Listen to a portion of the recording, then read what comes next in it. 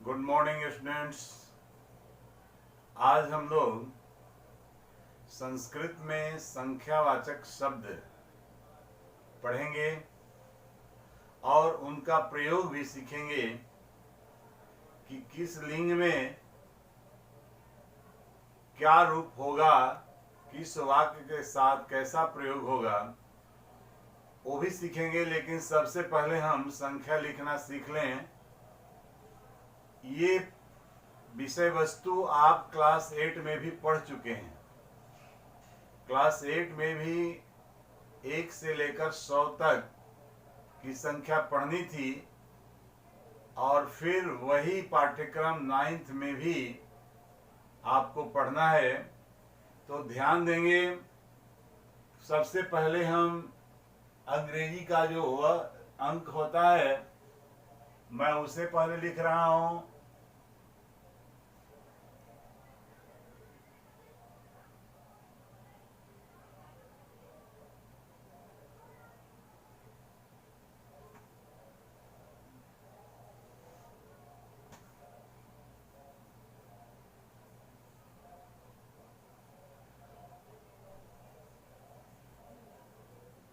इसके बाद इसका जो मूल रूप है, इन संख्याओं का जो मूल रूप है उसको देखेंगे। पुनः इसका जो पुल्लिंग रूप होता है वो देखेंगे। इसके बाद स्त्रीलिंग देखेंगे और नपुंसक लिंग देखेंगे। लेकिन ध्यान रहे कि 1 से 4 तक की जो संख्याएं होती हैं उन्हीं का ही सिर्फ पुल्लिंग, स्त्रीलिंग और नपुंसक लिंग होता है। 4 के बाद 5 से जो भी संख्या अनंत तक होगी उस सब का एक ही रूप होता है। तो आप ध्यान देंगे, मूल रूप अंग्रेजी में जिसको 1 कहते हैं उसके लिए संस्कृत में शब्द आता है 1, द्वि, त्रि, चतुर, पंच, षट, सप्त, अष्ट, 9 और ये हो गया आपको 10। अब इस मूल रूप का हम पुल्लिंग में कैसे प्रयोग करेंगे। जैसे 1 है तो इसका रूप हो गया एक, इसका प्रयोग हो जाएगा एक बालक,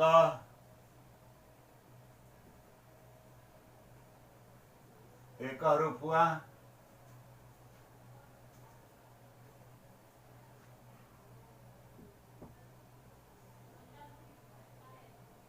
स्त्रीलिंग में इसका रूप हो गया एका,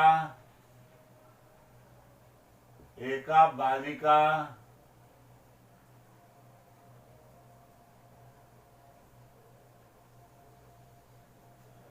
और नपुंसक में हो गया एकम फलम, एकम फलम। पुनः द्वि है, द्वि का पुल्लिंग रूप होता है द्वौ, द्वौ बालकौ,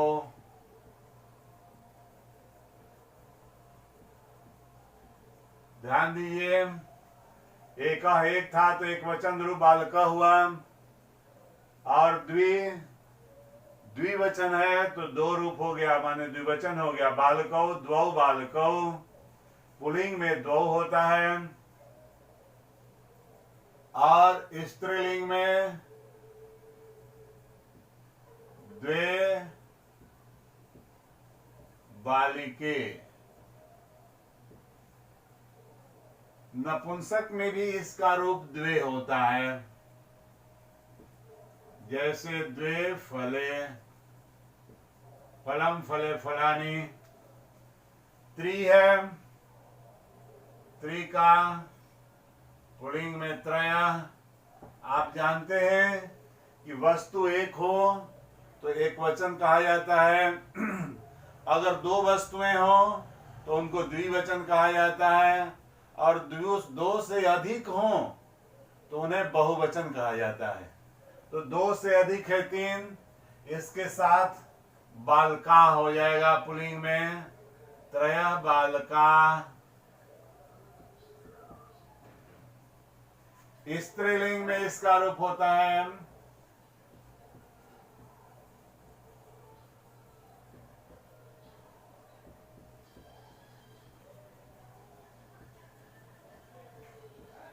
तीसरा बालिका, और नपुंसक में इसका रूप होता है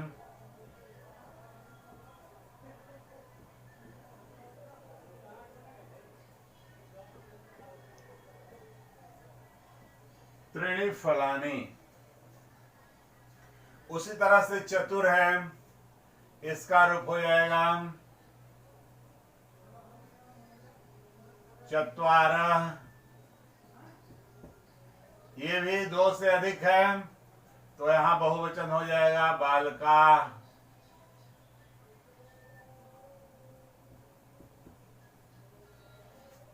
स्त्रीलिंग में हो जाएगा चतस्रः बालिका।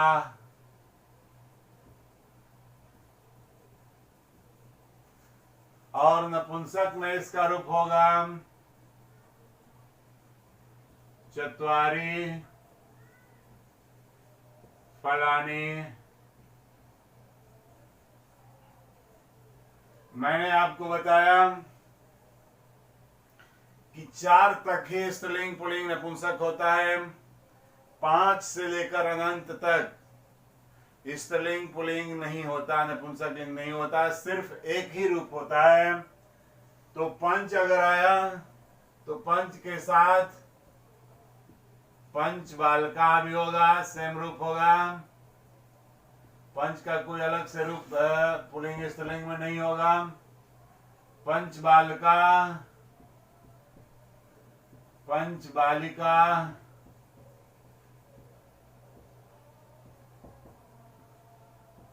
पंच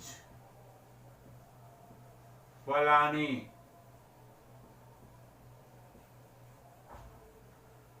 उसी तरह से है 60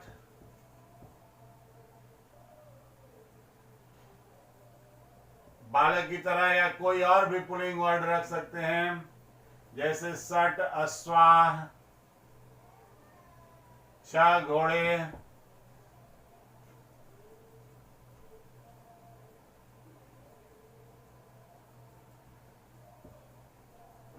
60 घोटका,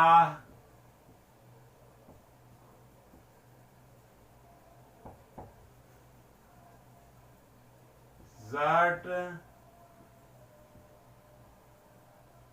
फलानी, या अन्य और कोई भी नपुंसक वर्ड हो सकता है, पत्राणी, व्यजनानी।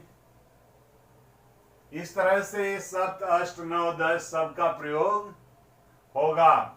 यहाँ सट की जगह ड भी हो सकता था, क्योंकि घ जो है वो चतुर्थ वर्ण है। सट घोटका या सड, ये सड भी हो सकता है यहाँ।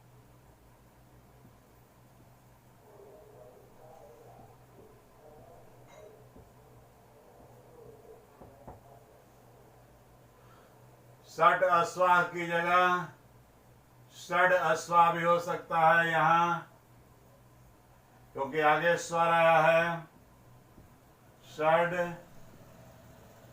अश्वाह, ये संधि का नियम है कि प्रथम वर्ण जो है तृतीय वर्ण में बदल जाता है यदि उसके आगे स्वर हो, या तृतीय चतुर्थ वर्ण रहे, या यर लव ह हो, तो ये स्थिति यहाँ बनती है, इसलिए ट का ड यहाँ भी हो गया, ट का ड यहाँ भी हो गया। यहाँ ट का ड इसलिए नहीं होगा कि ये द्वितीय वर्ण है, यहाँ सट का सट ही रहेगा।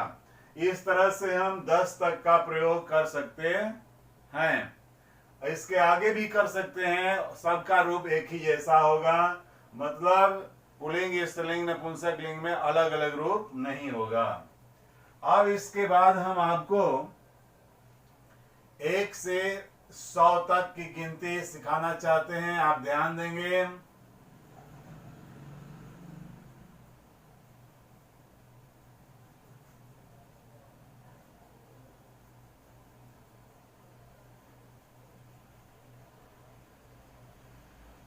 ये 10 तक आपने देख लिया। अगर अंग्रेजी में आप लिखते हैं तो 20 के बाद 1 लिखते हैं। इसमें क्या होता है कि पहले 1 तब 20। उसी तरह से 11 भी जब लिखते हैं तो 1 से लेकर अभी 11 तक का यहां जब शुरू होगा तो एकादश हो जाएगा।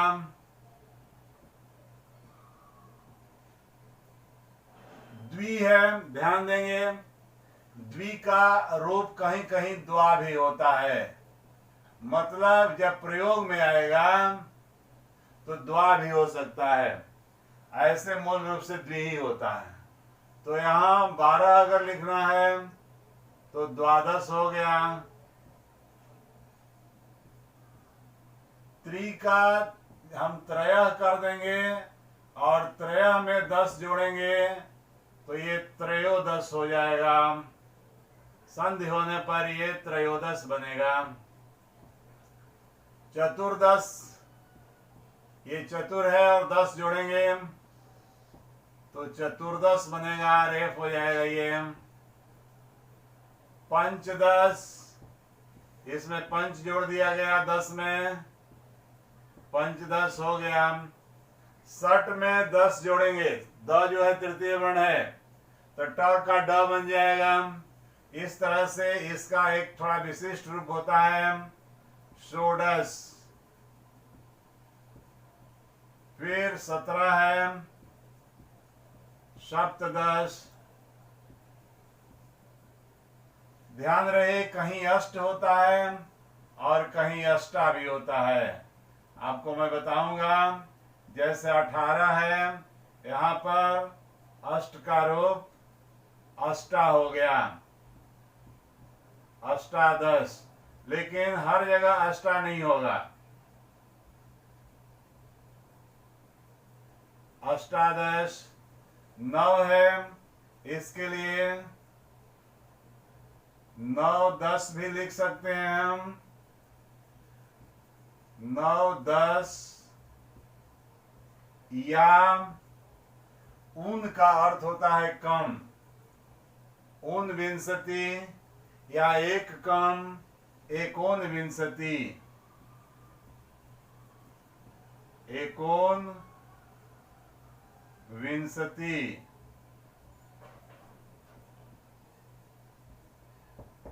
और 10 के बाद फिर 20 आएगा तो इसका हो जाएगा विंशति। फिर आ जाइए आप, 21 आएगा आपके सामने। एक विंशति, इसमें भी सबसे पहले से एक आया यहां तो एक विंशति। द्वि का मैंने कहा कि 2-3 जगह पर द्वा होगा, सब जगह द्वा नहीं होगा, यहां भी द्वा होगा।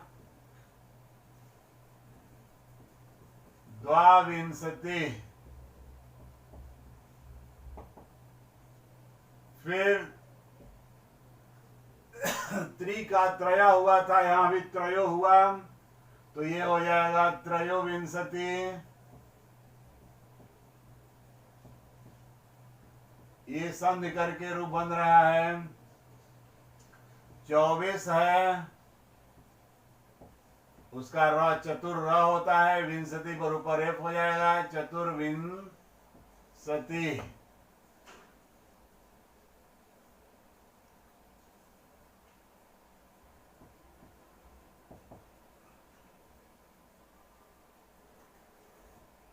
फिर 25 है पंच विंशति,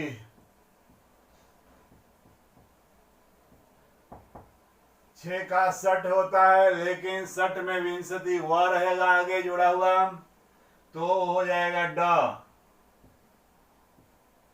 षड, 60 जोड़ विंशति बराबर षड विंशति, षड विंशति, पुनः सप्तविंशति,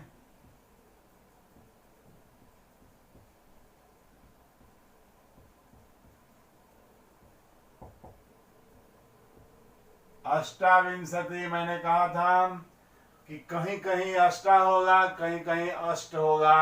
जहां अष्ट होगा मैं बता दूंगा, अभी अष्टा हो रहा है, अब इसके बाद अष्ट होगा,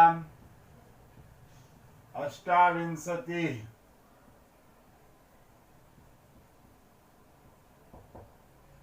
ट्वेंटी 29 है, नवविंशति,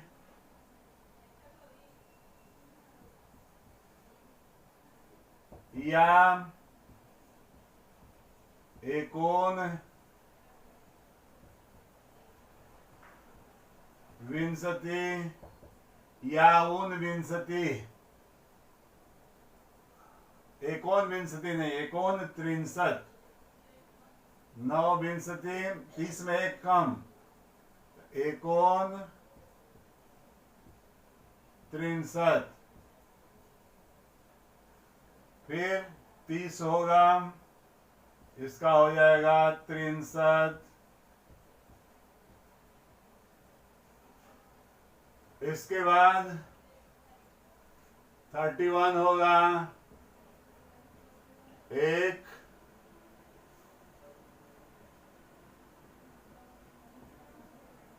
तिरसठ,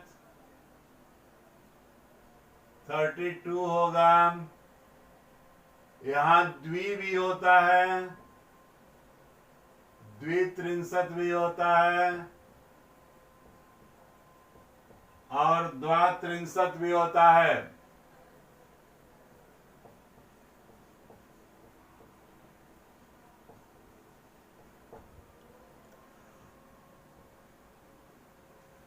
थ्री का त्रय होता है, त्रय में 63 जोड़ेंगे तो विसर्ग का स होगा, इस तरह से ये बनेगा त्रयस्त्रिंशत।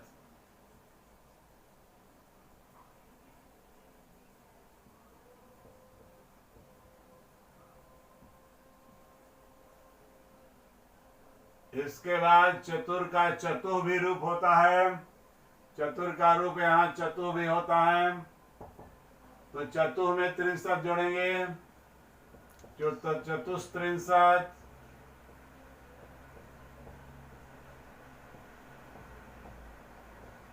पंचत्रिंशत,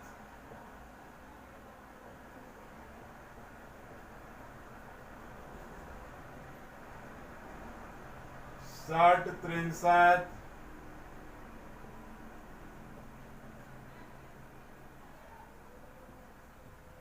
सप्तत्रिंशत,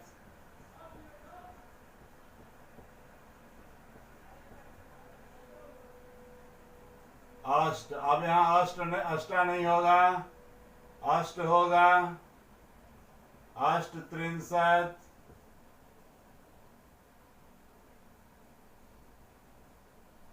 नौ त्रिंशत, या एकोन चत्वारिंशत।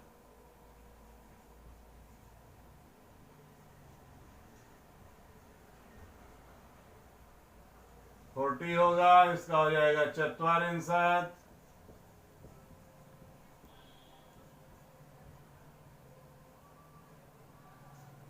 इसके बाद हम यहां देखते हैं 41, एक,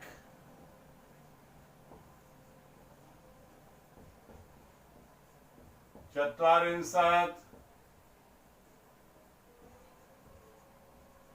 यहां द्वा नहीं होगा, द्वि होगा।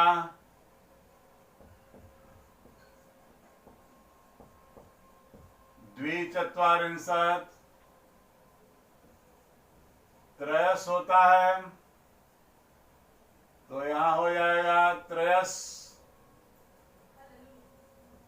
चत्वारिंशत्।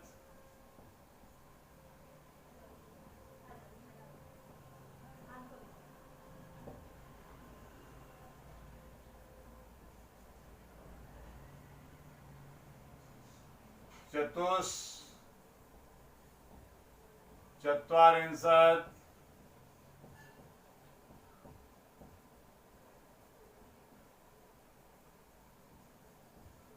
पंच चत्वारिंशत्।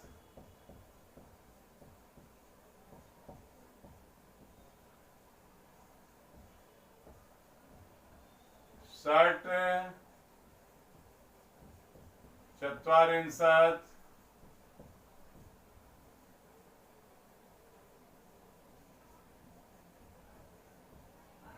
सप्त चत्वारिंशत्।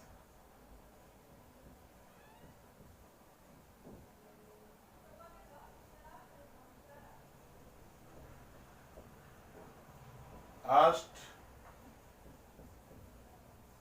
चत्वारिंशत्।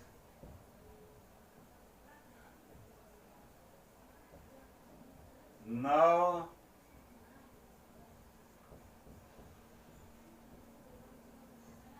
चत्वारिंशत् या 49 या 49।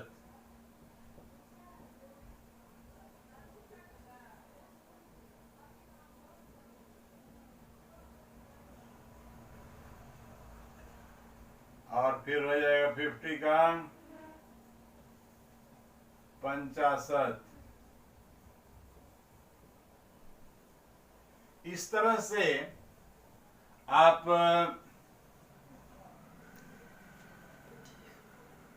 इस तरह से आप 50 से ऊपर भी पढ़ सकते हैं। आपको ज्यादा जनसंधि की जरूरत पड़ेगी 80 से ऊपर जब बढ़ेंगे वहां ज्यादा जरूरत पड़ेगी। अब ध्यान रहे कहीं भी द्वा का प्रयोग आप नहीं करेंगे, अब द्वि का प्रयोग होगा और अष्टा का प्रयोग नहीं होगा बल्कि अष्ट का प्रयोग होगा। जैसे द्विपंचाशत अष्टपंचाशत, द्विषष्टि। अब अगर देखा जाए तो 50 के बाद 60 का संस्कृत हो जाएगा षष्टि। 70 का संस्कृत हो जाएगा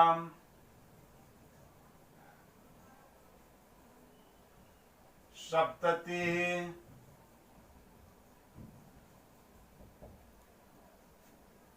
पुनः 80 का होगा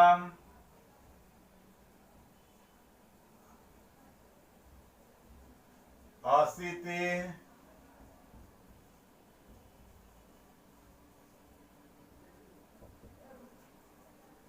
90 का होगा नवति और 100 का होगा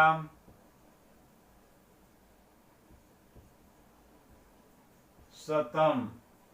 आपको जब अशीति का रूप लिखेंगे, अशीति से ऊपर लिखेंगे, जैसे 81 लिखेंगे आप, तो 1 का संस्कृत हो गया 1, 1 में अशीति जोड़िएगा तो दीर्घ संधि हो जाएगा एकाशीति।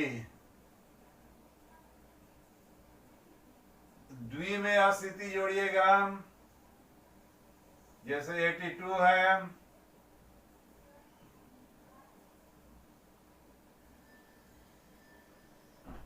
द्वयशीति।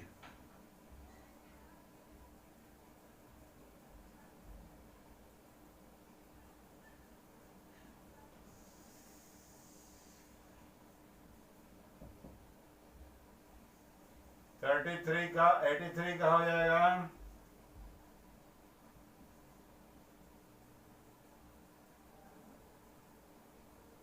थ्री में स्थिति जोड़िएगा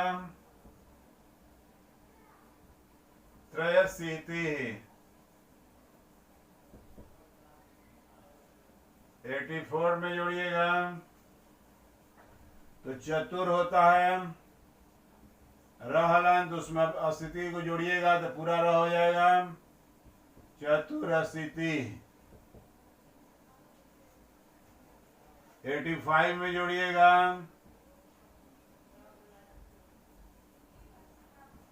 तो पंच में अस्थिति जोड़िएगा, दीर्घ संधि हो जाएगा, पंचाशीति। पंच जोड़ अस्थिति बराबर पंचाशीति। 60 में अस्थिति जोड़िएगा तो 60 में अस्थिति ट में अ जोड़ने पर ड हो जाता है, षडशीति। उसी तरह से सप्त में अस्थिति जोड़िएगा तो सप्त जोड़ अस्थिति सप्ताशीति।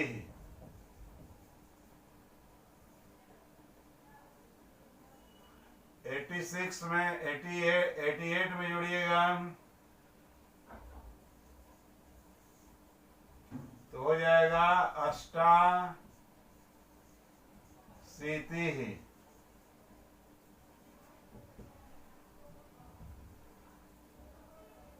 फिर 89 में जोड़िएगा तो नवाशीति या एकोननवति।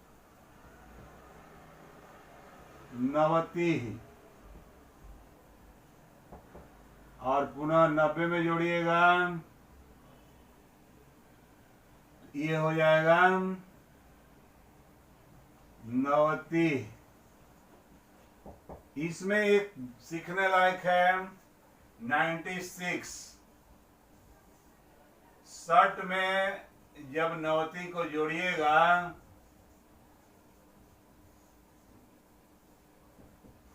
तो ट का भी अण बनेगा और मूर्धन्य स के कारण भी, जैसे ये स तो रह जाएगा, ट का अण होगा क्योंकि पंचम वर्ण है, ट हलंत है तो अण आधा होगा, और न जो है ये भी अण में बदल जाएगा क्योंकि अणत्व विधान में कह रहा है कि र री और मूर्धन्य स के बाद अगर न आवे या तो उसका भी अण हो जाता है, क्षणवती। सीखने लायक इसी में इतना ही है, बाकी आप देख लेंगे कहाँ कहाँ कुछ अंतर आ रहा है, और अंतर आ रहा है इसके कारण यही है कि वहां संधि हो रही है।